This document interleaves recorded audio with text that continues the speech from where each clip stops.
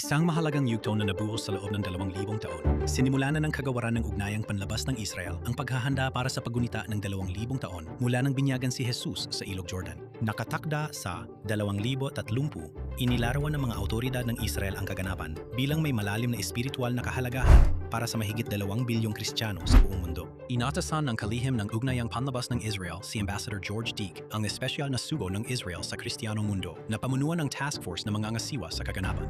Isang Arabong Kristiyanong diplomat mula Jaffa, si Deek ang magbubukas ng dialogo sa mga simbahan, mga Kristiyanong komunidad at mga pinunong relihiyoso sa buong mundo. Makikipag-ugnayan din siya sa iba pang mga ministeryo at ahensya ng gobyerno upang paghandaan ang inaasang pagdating ng milyon-milyong Kristiyanong peregrinyo sa Israel. Pinagtitibay ni Gideon Saar na ang pagpapalakas ng ating ugnayan sa Kristiyanong mundo at ang pagpapanatili ng akses sa banal na lupain para sa milyon-milyong mananampalataya ay kabilang sa mga pangunahing prioridad ng Israel. Nanggako ang pangunahing diplomatiko ng Israel na patuloy na titiyakin ng bansa ang kalayaan sa pagsamba at akses sa mga banal na lugar para sa mga mananampalataya ng lahat ng relihiyon.